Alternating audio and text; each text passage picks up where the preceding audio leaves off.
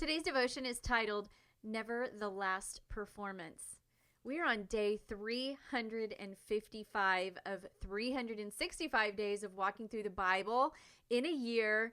And how I've done it is mapped it out alphabetically. So we are on the T books and we are finishing 1 Thessalonians today. And if you're following along on the calendar, today is December the 21st. So today's morning rinse is 1 Thessalonians 4 through 5. And the featured verses that I pulled out from our morning rinse is 1 Thessalonians 4, 9 through 10. Now, as to the love of the brethren, you have no need for anyone to write to you, for you yourselves are taught by God to love one another. For indeed, you do practice it toward all the brethren who are in all Macedonia. But we urge you, brethren, to excel still more. The accolades ring loud and the applause lingers on. The best of the best complete their bow and glide off the stage where their director meets them behind the curtain. With a gleaming smile, he tells each of the performers how proud of them he is. He credits their flawless moves, perfect leaps, and graceful twists and turns. After he concludes his praise, he reminds them of their practice time the following day. He informs them of the specifics that they will be working on and then pauses. They wait for his next comment. As he concludes his wonderful encouragement, he then imparts to them a phrase they knew was coming. You can do better the next time you glide across the stage. Was this conversation a blow to some of these top performers? Absolutely not. In fact, it was a statement they were used to hearing. Any great instructor knows the full potential of a performer is never their last performance. So an instructor must see beyond their perfect moves and push them to their next show until they retire, of course. And the next show would be their higher calling. Great instructors know that they must pull the best out of the best, and elite performers know there is always something to improve on. This analogy is kind of like what Paul was doing with the Thessalonian church. He was telling them how great they were doing in their walk with Christ and how awesome they were doing with loving others, and yet he was urging them to do better. How can these great saints, these amazing leaders, do even better? And in chapter 5 of today's morning rinse, Paul explains how. He lists off some things that cause the Thessalonian church to realize that they can do better. And this is something that we can do better as well. Here are some of the things that he listed. Keep encouraging one another. Love more. Keep rejoicing. Pray always. Give thanks in all things. Live in peace and avoid every kind of evil. Now, as great as the Thessalonians were doing, there was still more areas to grow in. And like I said, this can be applied to our lives as well. This is the same for us. There's always the next day, the next interaction with someone, the next performance for God's kingdom in our lives. And my encouragement to you is to never stop striving to do better. Our greatest ministry day will never be our last performance. Just like Fawn Brentz, my guest a few days ago, talked about how that every single decision, every day, every moment, we have to make sure that our decisions are in line with God's kingdom and what God's will is. And no matter how fantastic we have, if I speak to 10,000 people and if I am on a stage and if I sell 10,000 of my devotionals and have just an amazing, amazing time, I have to realize that that's not the end of it. It's not my last performance per se. And I use the word performance because I'm tying it to the analogy of top performers and these dancers that I described in my little story. But we don't perform necessarily for God. That's not what I'm trying to display. I'm basically trying to say that when we are used by God, that is not the last time.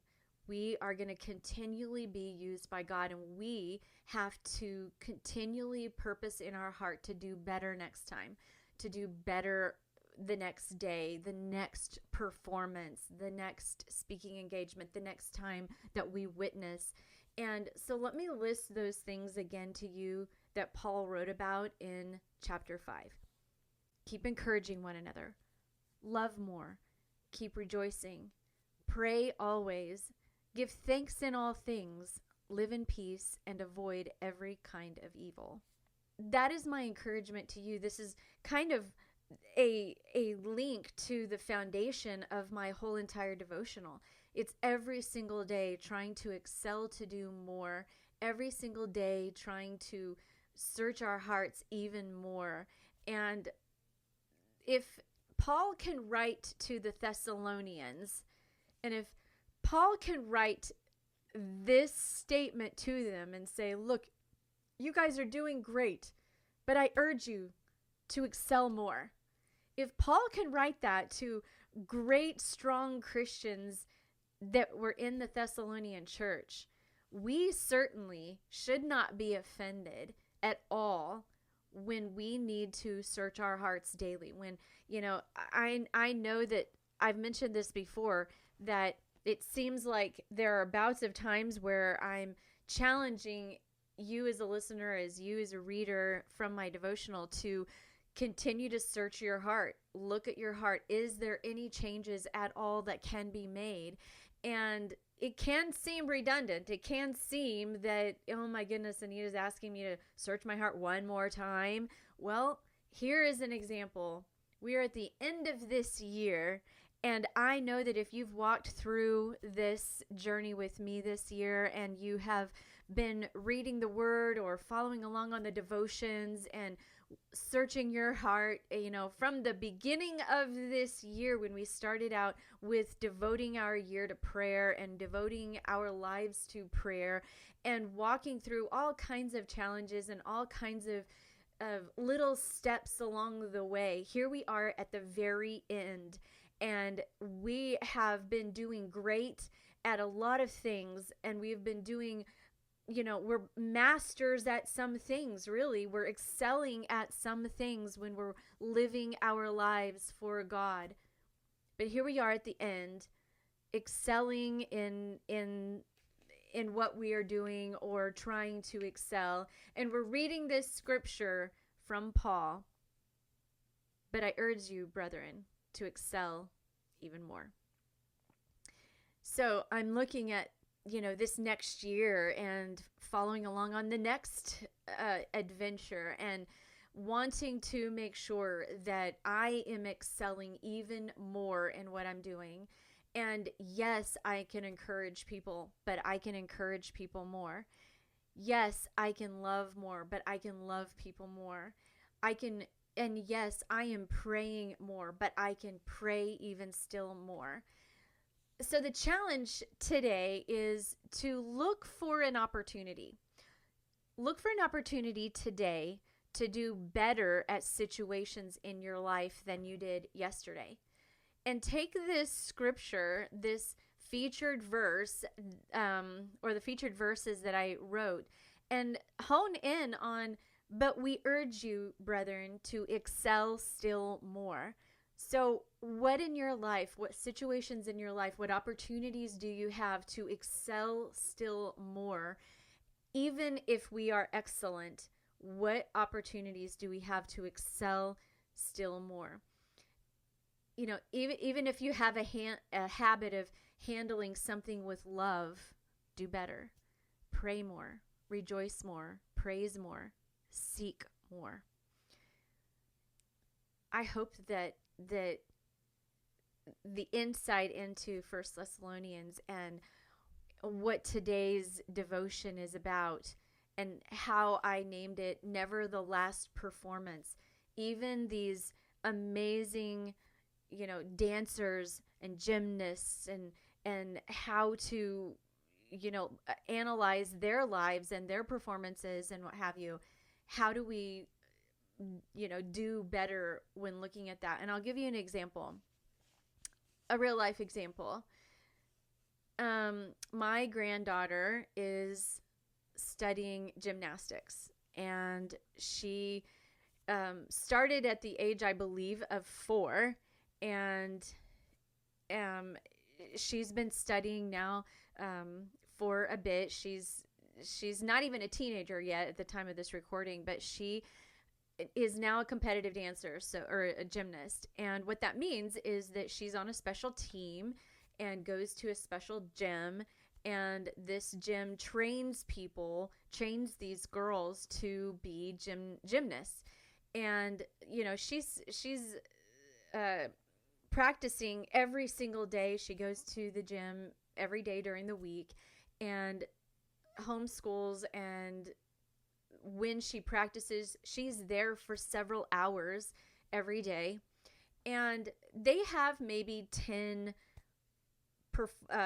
competitions throughout a given 10-month period, something like that.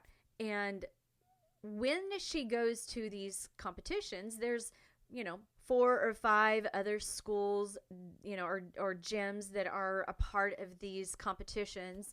And when her team is there, there's usually anywhere between 10 to 20 girls in that competition, and they divide up amongst their divisions. And of course, these 4 or 5 or 6 other gyms bring that many girls as well, and they compete against each other. And hands down, there's something very special about my granddaughter's skill set, because I have been to multiple of these competitions, and of course her parents go to these competitions, and I want to say this with a great amount of confidence, that I would say probably 100% shy of maybe 1, maybe 2 competitions out of all the ones that she's participated in, she has placed in the top 5 of all the gymnasts that are there.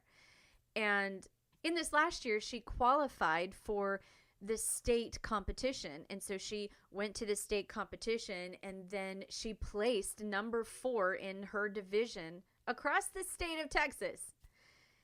And I will say all this to say she is excellent at this sport. And in fact, she's so driven by this sport that she'll be at practice for several hours during the day, and then she'll come home and continue to cartwheel on the ground and keep practicing. It's like it comes out of her, every being. It just comes out of every cell of her. And she excels in this sport, and will continue to excel in this sport, would be my guess. And I pray that God uses her voice loud and clear as a witness for this sport. For whatever reason, this is where God has her, and I believe that she's going to impact people's lives with this. But here's the thing. Despite how great she is and how many medals are hanging on her wall, and the competitions that she's done and gone to and placed in literally every one,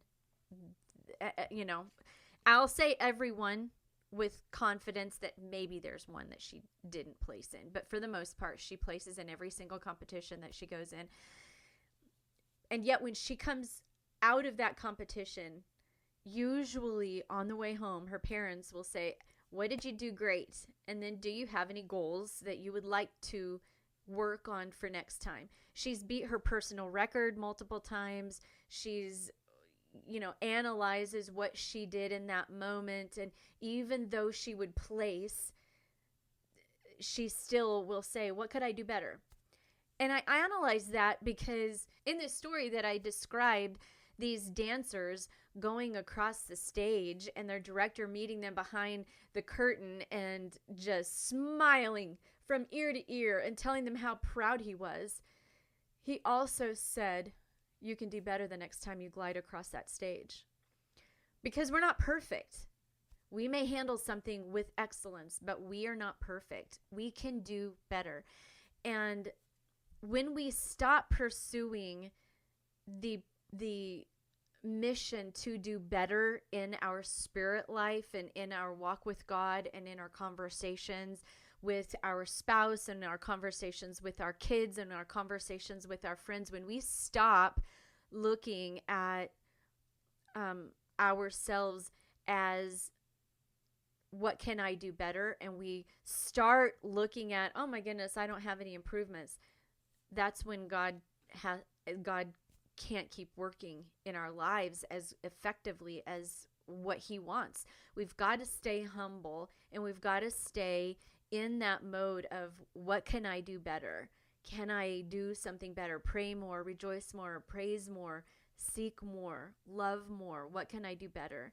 And as we're closing out the end of this year, I want you to just start pondering, what can I do better for next year and in my growth? And I promise you, if you are talking to God about this, there's going to be opportunities in your life on a daily basis that are going to come. They will come and they will happen and they will present itself. Opportunities will present itself to us to do better, because we're not perfect. But just like Paul describes and commissions those strong Thessalonian people that go to that church in that city when he wrote this, but we urge you, brethren, to excel still more.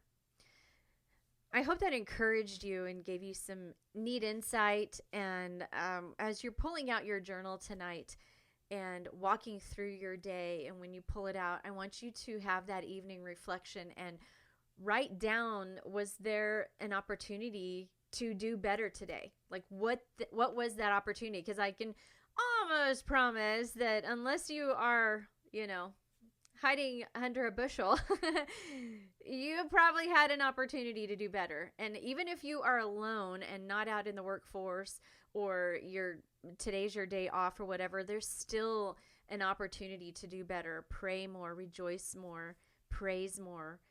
Look around and view God even more.